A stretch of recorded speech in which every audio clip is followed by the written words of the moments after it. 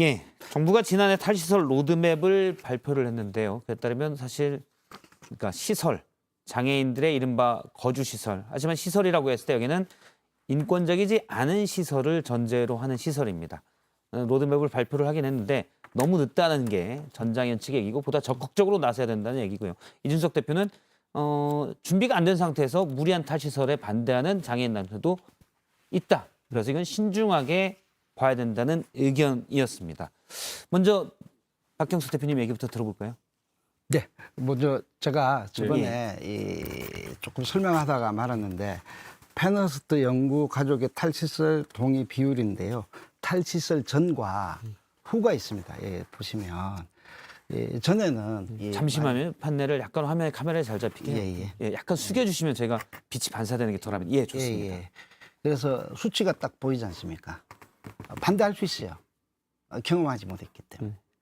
지역사회에서 안전하게 살 수 있는 신뢰가 없기 때문에 반대할 수 있습니다. 그런데 여기에 나오신 분들의 연구를 하니까 다 만족도가 높아요. 자, 이 문제를 어떻게 볼 것인가에 대한 문제입니다. 잠시만요. 이거 그래픽을 제가 한번 더 설명을 하는 게 나을 것 같습니다. 그러니까 탈시설, 그러니까 시설에 거주하던 장애인이 그냥 시설에 있을 때는 탈시설을 하라는 얘기를 듣고는 뭐 굳이 그래서 반대가 더 높았는데 정작 시설에서 나와서 그러니까 인권적이지 않은 시설에서 나와서 지역사회에서 자립 기반을 만들었을 때는 오히려 훨씬 좋구나라고 느끼는 찬성이 더 많다는 말씀이신 거죠? 예. 그래서 이거는 어떤 이 경향을 봐야 된다라는 게 하나가 있습니다. 당연히 반대할 수 있죠. 불안한데요. 또 나와서 가족의 부담이 될까 봐 매우 불안한 상태라는 겁니다. 이 책임이 국가에 있다는 겁니다. 국가가 제대로 자기 역할을 못했기 때문에 이 문제가 있다라는 것을 원인을 일단은 정확하게 인식할 필요가 있고요. 두 번째는 대표님 그 펜너스트가 뭐 하는 데입니까? 페너스트 연구기관입니다. 연구기관. 그 국내 사례가 아니죠? 외국 사례입니다. 외국 제가 사례. 저 국내 사례는 뭐 이런 것들이 제대로 된 게 없지 않습니까? 물론 서울시에서 한 거는 있습니다. 그거는 그거고요. 요거는 한번 요것도 한번 보여드릴게요. 요것도 잘 보이실지 모르겠지만은 대구시의 사례입니다. 희망원. 예. 이건 저희 PD가 카메라를 주민을 많이 하고 있는데 사실 쉽지 않습니다. 이거는 뭐 구체적으로 낮보다 대구시도 탈시설 정책 희망원 문제 가지고 대구시와 아주 모범적으로 이렇게 해서 탈시설이 진행된 사례입니다. 또 하나 제가 드리고 싶은 거는요. 이거는 권영진 우리 아시죠? 뭐 제가 설명을 굉장히 친합니다. 그렇죠. 대구시장이요? 여기 보시면 이런 말씀이 있어요. 여기 보시면요. 감동했다라는 이야기가 있어요. 여기 보시면요. 대구희망원의 모든 장애인이 여기 보시면 이 감사패 받는 장면이에요. 희망원에서 나와서 탈시설한 장애인 당사자에게 감사표를 받으면서 이 모든 장애인이 지역사회에서 함께 살아가야 한다는 가치를 대구에서 실현하기 위해서 함께 달려온 시간들 이렇게 이야기하시면서 때로는 탈시설 정책을 두고 서로 오해도 때로는 갈등도 있었지만은 자립한다는 것을 후회하지 않는다. 나 자신이 사람으로 살아가고 있고 삶의 의미를 찾고 있다는 이런 오늘의 말씀이 제게는 보람으로 다가옴과 동시에 가슴 속에 큰 울림으로 긴 여운을 남기는 하루였다라고 여기 표현한 거예요. 제가 우리 대표님께서 주장하시는 것들 중에 가장 큰 거는요. 이게 전장현 하나의 단체의 주장이다. 단체 간에 이견이 있다라고 하셨잖아요. 이제 탈시설의 문제는 전장현이 독자적으로 고안해서 제기하고 있는 문제가 아니라 유엔 장애인 권리 협약에서 제19조에 따라서 일반 논평 5라는 것들에 통해서 제시되고 있는 기준입니다. 이거는 아시죠?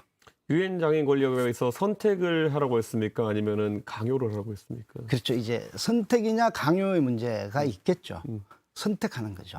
그런데 그렇죠? 왜 강요를 사실상 합니까? 그렇죠. 이제 그거는 이제 또 이야기를 하셔야 되는데, 자, 시설이라는 그 자체는 뭐냐라는 겁니다. 이제 경향은 시설은요, 이 장애인 차별금지법에도 제한, 배제, 분리, 거부하는 이런 공간으로서의 차별금지법에도 이것은 배제하는 공간이다.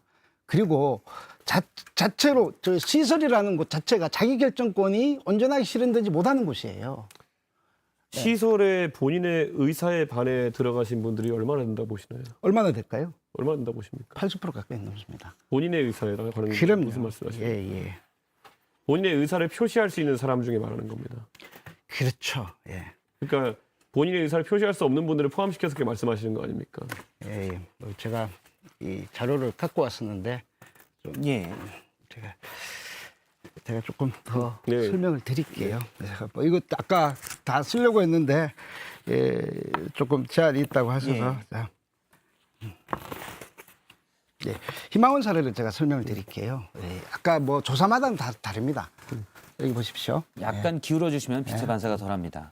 수용시설 외에 선택이 없는 대한민국의 사회복지하면서 시술 입소하고 싶지 않지만 왔다라는 사람이 83%로 나타났어요. 이게 대구에서 조사한 겁니다. 이게 권영진 시장님의 이게 조사마다 다를 수도 있다라는 전제하에 선택지가 시설밖에 없었다라는 이야기예요. 자, 보건복지부 탈시설 로드맵에 따르면은 2011년 8월 조사에서 시설에 거주하는 것을 희망하는 사람, 그러니까 시설에 계시는 분들 중에 네. 69.5%가 이곳에 사는 것이 좋아서고, 자, 21.9%가 나가서 어떻게 살아야 할지 몰라서, 네. 14.7%가 경제적 자립에 자신이 없다 이거거든요. 네네네. 그래서 저는 이 통계라는 게 굉장히 우리 시청자분들이 아셔야 되는 게 아까 제가 의사표시를 기준으로 이야기했는데 네네. 중증 장애인일수록 자신의 의사표시가 어려운 경우가 있습니다. 그럴 네네. 때는 보호자 또는 아니면은 보조인의 그 의견에 따라 가지고 조사에 참여시키는 경우도 있고 아니면 그거 결과를 배제하기도 합니다. 그런데 본인의 의사표시가 가능한 분들 대상으로 했을 때 69.5%가 이곳에 사는 것이 좋아서라는 답변을 했거든요. 예, 가능한 사람 중에죠. 그렇죠. 가능한 사람들, 자기 의사가 그러니까 표현이 가능한 그럼 사람이 표현이 안 가능하신 분들은 어떻게 파악하시는 겁니까? 아니요, 제가 어떻게 방식론을 이야기하는 게 아니 아니라 이게 중요하죠. 그러니까 안 그래? 아니요, 뭐 방식론 표현 중요한데 상관없이 상당수가 지금 제가 시설에 있기를 다시 원한다는 얘기를 하고 원하는 있습니다. 그러니까 아까 이게 두 가지입니다. 자, 본인의 의사와 관계없이 들어온 분의 숫자에 의사 표현이 불가능하신 분을 포함시키면 높게 나옵니다. 당연하죠, 그거는. 아니, 본인의 의사 표현 적이 없으니까. 근데 여기서 질문을 조금 바꿔가지고 본인의 의사에 반해서 들어온 분들이 있느냐에 대한 건 또 달라집니다, 그거는. 선택지가 그곳밖에 없었기 때문에 들어왔다는 사람이 굉장히 높아요. 그러니까 본인이 들어가고 싶지 않은데 제 말은요, 강제로 끌려왔다. 저기, 이거는 대표님. 네. 지역 사회에서 선택할 수 있는 공간이 없었다라는 겁니다. 이게 유엔장애인 권리 협약의 문제는요.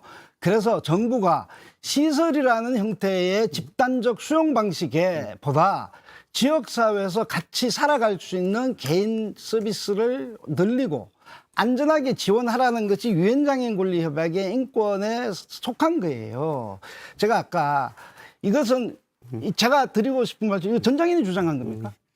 자, 아니, 제 말은요. 제가 전장인이 주장한 거 아니지 않습니까? 그러니까 저희 둘 다 선택을 이야기하고 있잖아요. 자, 그러면은 아까 강요는 절대 안 된다 그랬고 선택인데 시설 거주 장애인 69.5%가 여기 사는 것이 좋아서라고 하는 상황 속에서 적어도 저는 이 69.5%에 해당하는 분들이 시설에 계속 거주할 수 있는 선택을 할 수 있는 것도 중요하다 이렇게 봅니다. 그런데 계속 이제 무슨 일이 일어나냐면은 시설 중에 일부 문제가 있는 곳이 있겠죠. 그럼 그 시설 중에 문제 있는 곳을 악마화를 합니다. 굉장히 여기 나쁜 곳이야 이렇게 해서 시설 폐쇄가 조금씩 이루어지는 경향성이 있거든요. 그래서 또 대표님도 잘 아시겠지만은 전장현이 한 생각과 다른 생각을 하는 사람도 있다라고 제가 얘기했을 때는 그 다른 생각을 하는 분들 같은 경우에는 시설의 총량 자체가 계속 줄어드는 상황에서는 본인들이 탈시설을 하도록 강요받고 있다고 인식받는 분들도 있는 거예요.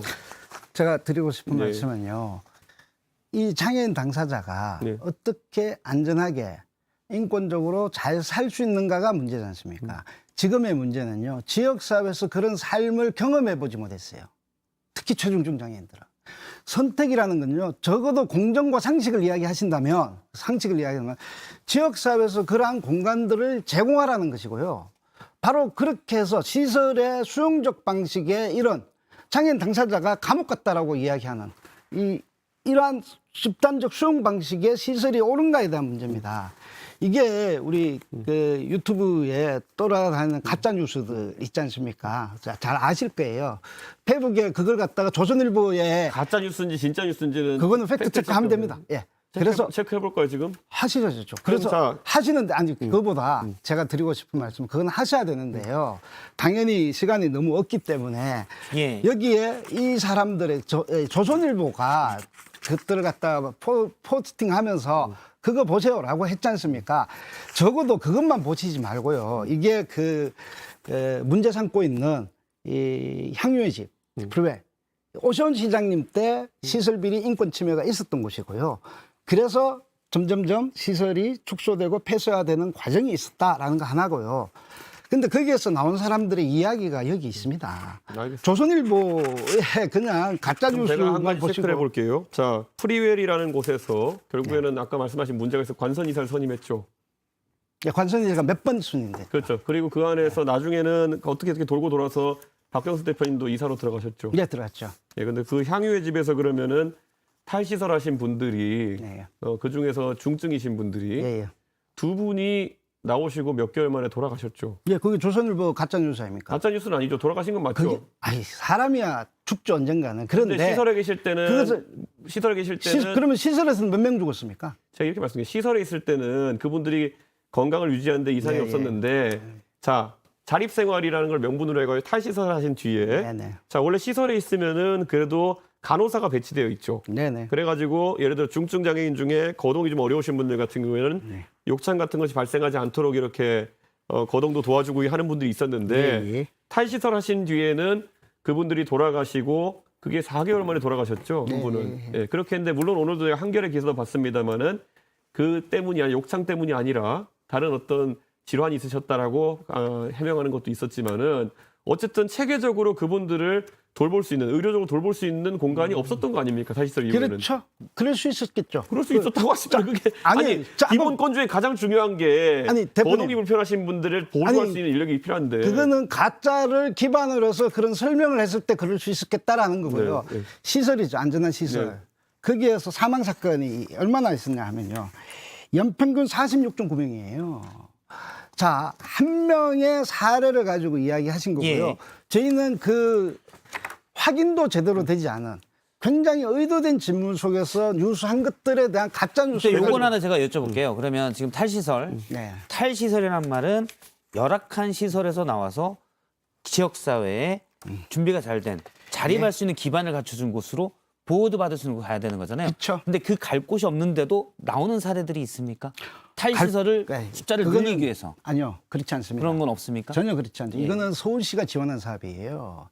오세훈 서울시장님께서 예. 2009년도에 향유의 집은요. 향유의 집은 오세훈 시장님께서 저희가 그 사례를 지금 시간이 거의 1분밖에 네, 안 남았어요. 그 사례를 그래서- 다 얘기할 수는 없을 것 같고요. 그래서 지금 연평균 조사에 보면 연평균 업수의 이 시설에 있는 사람이 18.9년이 있어요. 평균. 그렇죠? 무용고자가 이제 28%가 있습니다. 이 무용고자가. 그런데 이 문제는 결론 무슨 문제가 시설에 나가고 싶다라고 하는 분들이 33.5%예요. 예. 2,000명이 넘는데 저희가 시간이 이제 1분 정도밖에 안 남아서요. 오늘 사실 앞부분에 탈시설 얘기를 좀 더 배분을 했어야 되는데 제가 배분을 못했습니다. 그래서 일단 오늘 토론은 여기까지 하고 끝으로 짧게 뭐 한 30초씩 마무리 발언을 좀 부탁을 드리겠습니다. 아쉽네요. 먼저 박경수 대표님부터 해주시겠습니다. 이걸 선물로 드릴게요. 이것도 좀 보시기를 바랍니다. 예. 집으로 되게 가는 빨리 게. 읽습니다. 저는. 예. 그리고 여기 12, 08, 10, 38, 00, 32라는 것은 시설에서 있었던 사람들이 나와서 지역사회에서 이런 문화 활동도 하면서 이렇게 자기 발표도 하면서 이런 가능성이 있는 이런 것들을 만들어주자는 거예요.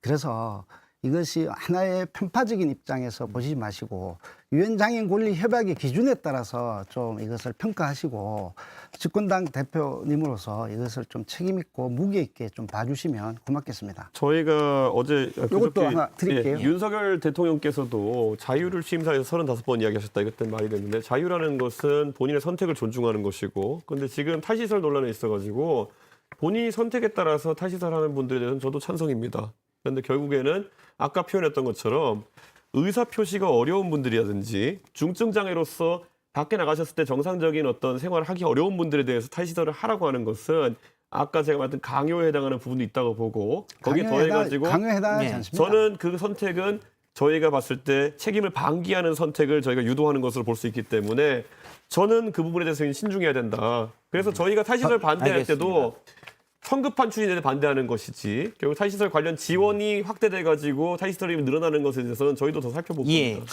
알겠습니다. 저희가 시간이 다 됐습니다. 대표님 이게 죄송하지만 시간이 국가 다 계획 됐고요. 속에 20년의 계획이에요. 예, 저희가 정례적으로 이준석 대표님과 박경수 대표님 허락하신다면 정례적으로 이런 부분에 대해서 얘기할 수 있는 기회를 갖도록 하겠습니다. 정례적으로가 아니라 아예 프로그램 하나 편성하시죠. 그러니까 주간 토론으로. 새벽 2시쯤에 해가지고 항상 알겠습니다. 저희가 뭐 저기 디지털이라도 돼서 정례적으로 편성을 하도록 하겠습니다. 오늘 두 분 말씀 여기까지 듣도록 하겠습니다.